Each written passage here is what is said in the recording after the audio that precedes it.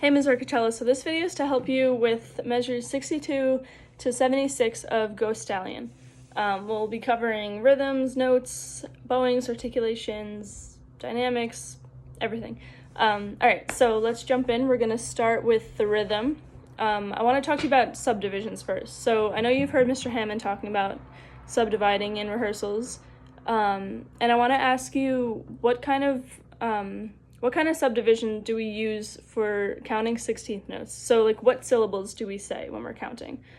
For example, when we have quarter notes, we say one and. So, for 16th notes, what do we say? I know you can't answer that because, well, I can't hear you answer it. But, so the answer is, it's like number E and a, right? So, 1 E and a, 2 E and a, 3 E and a, 4 E and a, you know that. So that's how we'll be counting this whole passage, I think, because, yeah, there's only a few measures where there aren't any 16th notes, and I think it'd just keep the flow steady if we kept them in the whole time, so let's just do that. And then if you get more comfortable with it, you can take them out sometimes. In like 65, you could probably just say one and instead of one and a. But for now, we're going to do it through the whole thing. So first, I'm just going to like isolate this one rhythm that keeps happening. The 8th and the 2/16ths, right? That rhythm just happens like over and over again this whole time. So I want to be sure that we can clap and count that before we jump right in. So try right now to clap and count just beat one of the first measure of 62, and then I'll do it. Okay, so it's 1 E and a, if you didn't get that. Because it's an 8th note and then 2/16ths, right? And 2/16ths fit into 1/8 note, so you hold, so 1 E and a. So you hold it for, okay. I think you got that. So let's just jump right in and do the whole thing. I'm gonna put the metronome on slower than the performance speed because it's hard to clap that fast. So this is at 60. Yeah, and let's just clap and count the whole thing. 1 E and a, 2 E and a, 3 E and a, 4 E and a, 1 E and a, 2 E and a, 3 E and a, 4 E and a, 1 and a, 2 E and a, 3 E and a, 4 E and a, 1 E and a, 2 E and a, 3 E and a, 4 E and a, 1 E and a, 2 E and a, 3 E and 4 E and a, 1 E and a, 2 E and a, 3 E and a, 4 E and a, 1 E and a, 2 E and a, 3 E and 4 E and a, 1 E and a, 2 E and a, 3 E and a, 4 E and a, 1 E and a, 2 E and a, 3 E and a, 4 E and a, 1 E and a, 2 and a, 3 and 4 and. Sorry, it keeps going. My bad. So sorry if you kept going. Start at 71. 1 E and a, 2 E and a, 3 E and a, 4 E and a, 1 E and a, 2 E and a, 3 E and a, 4 E and a, 1 E and a, 2 E and a, 3 E and 4 and 1 and 2 and 3 and 4 and 1 and 2 and 3 and 4 E and a, 1 E and a, 2 E and a, 3 and 4 E and a. Okay, so sorry, I kind of went out of E and A's just because they were rests and I was running out of breath. That's okay if you do that too, as long as you can count them. Okay, so now that we did that, I think we can start plucking and counting. So I just want to look if there's any weird positions that we have to be in. It's all in first position, right? Yeah, all in first. Okay, so the things to remember are F sharps, so third finger. There's no extensions, no. Okay, so F sharps, third finger, and then there's some B flats, right? Yeah, E flats, B flats, F naturals. Just watch out for all the accidentals. And then make sure you don't do anything like, I feel like in 69, I know I've made this mistake before, it's kind of tempting to do a B flat because you play it in like a couple measures before. So just remember that accidentals only last for one measure and then you should be fine. Okay, so we're going to go through at the same tempo and pluck and count this whole thing. And if you have any trouble with any of the rhythms, try either pausing it and figuring out some tricky rhythms, or you can go back and you can clap and count it again with the video. But if that was fine for you, then let's move on to plucking and counting.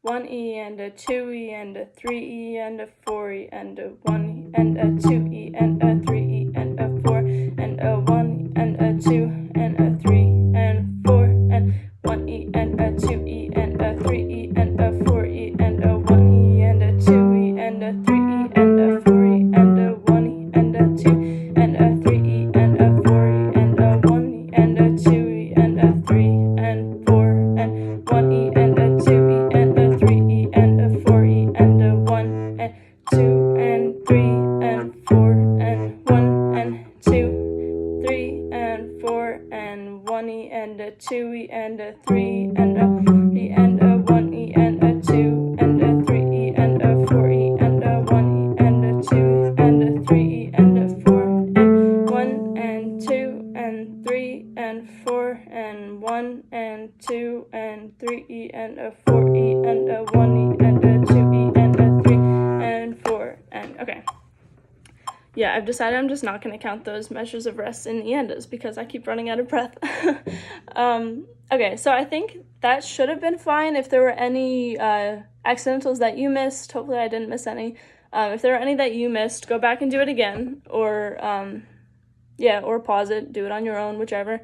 And now we're going to move on to the bow. So first, before actually bowing, we're going to hover bow, but I want to talk about bow placement and articulations first. So I think for this whole section, you should probably be around the balance point of your bow. So if you don't remember what that is, I can't move it far enough away. It's like the point where you can hold it and and the bow balances, right? So it's where we hold our bow when we hover bow, which is gonna make it kind of hard when we're actually hover bowing to talk about bow placement, but that's okay. So if we're actually bowing, you should be around here. I'd say balance point to the middle of the bow.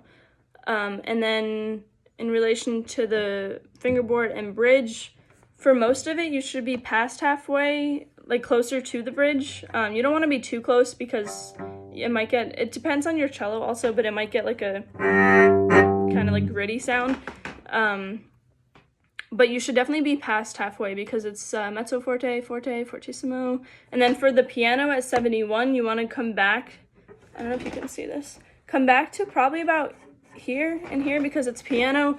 And when the closer you are to the fingerboard, the lighter your sound is, so that'll help. And then as you crescendo, you should move your bow down, add weight, add speed, all of those things. Yeah, I think that's it. So when we're hover bowing, if you're holding it here, you have to imagine that your bow is this much longer, right, on the end, because this is like the frog. So now you're going to want to hold it, you're going to want to touch the string about like here because this would be where the balance point is. I think we should bump up the tempo a little bit. So now we're going to be at 72. And we're going to go through this hover bowing. Make sure you keep in mind all the dynamics. So remember, it starts at mezzo forte, and then there's a crescendo at 65. Make sure you crescendo to forte in your bow. So ways you can do that, I already talked about it a little bit, but adding speed, adding weight. Weight is the hardest one to imagine when you're hover bowing because you're not actually touching the string, but if you imagine, as long as you're thinking about it, you'll do it when you're bowing. If you imagine like the extra weight that you'll be putting on. And then going closer to the bridge as well. And then there's another crescendo to fortissimo going into 69, and then there's some accents. We'll talk about those more when we're bowing. It'll be easier. Okay, so yeah, let's hover bow and count out loud too.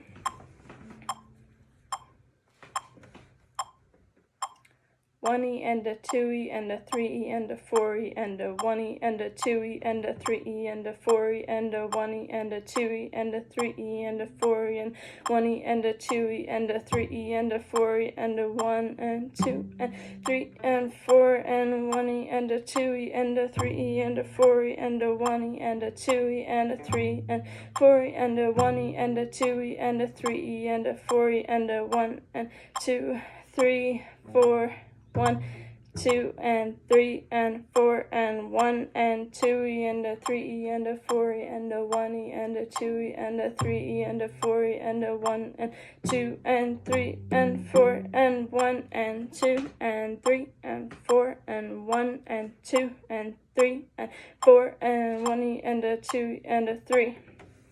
Okay. I was gonna stop counting and yell things out like crescendo or like forte, but I didn't know if that would mess up if you were trying to play along with it. I didn't want to like take any chances and mess with keeping it steady. So I decided not to do that. But hopefully you were thinking about all the dynamics while you were doing that, and your bow placement, everything like that. So let's actually bow now. So I pretty much covered everything about bow placement, I think. The only things would be the accents. So I just want to talk a little about the accents.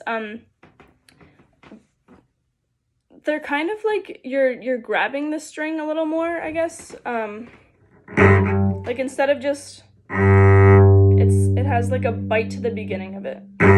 So it doesn't mean that it doesn't necessarily mean playing louder, even though it's ready fortissimo at that section. So you're pretty much playing like as loud as you can play. But just make sure you have like an extra oomph to the beginnings of the notes, I guess. I don't know if that made sense. I hope it did. Yeah, so just think about the beginnings of the notes, especially like an attack on the beginning, I guess, and you're grabbing the string, so you want extra weight in your bow and just attack it. Yeah, okay. So let's bow it now. Yeah. So back to 62. 1 and 2 and 3 and a 4 and a.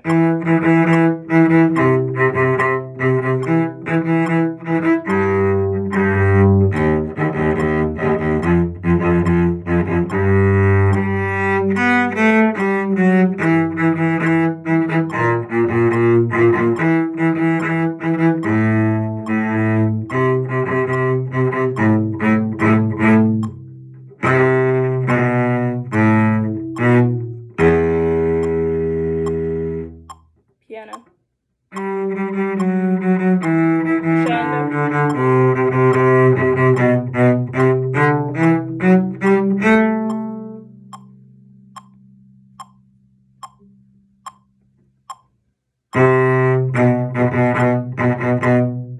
Okay, so that was under tempo, so we're going to move that up to 80. But I think that should have been good.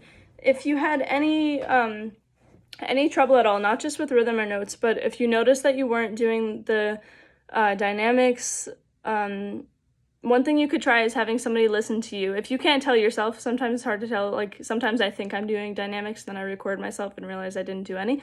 So if you have someone that can listen to you, or you can record yourself and see if you're actually doing dynamics, if you can actually hear the difference. It's a little harder to hear on video, but if you have somebody like there with you, it'd be easier, and you can ask them if you're doing enough dynamics, and if you're not, then go back and do that again. But we're going to move on, and we're going to speed up the tempo. So we're going to be at 80 now. We're going to do the same thing.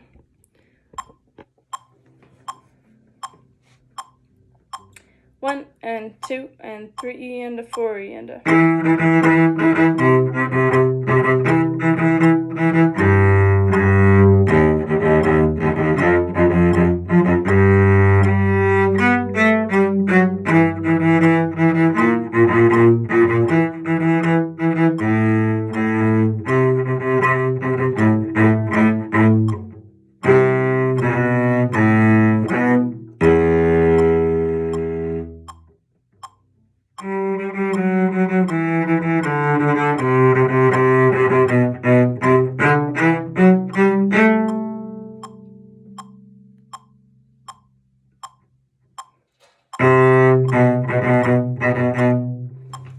So same thing, if that was okay for you, then move on. We just have one more,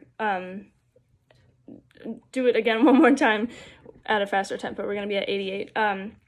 But if you had any issues that time, or you weren't doing dynamics, you weren't happy with your bow placement, anything, do that again. Otherwise, we can move on. I think this is the last time that we have to do it.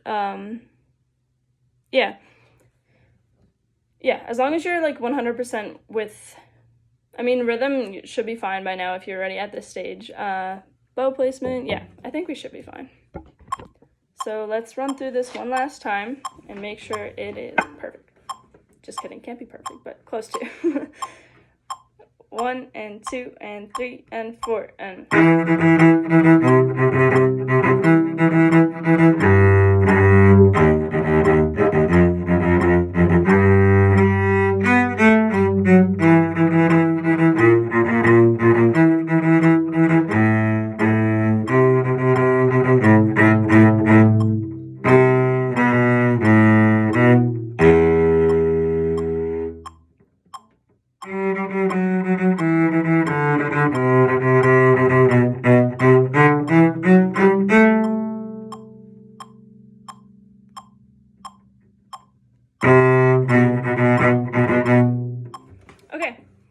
So if you guys made it that far and you're happy with how you sound, then that's pretty much it.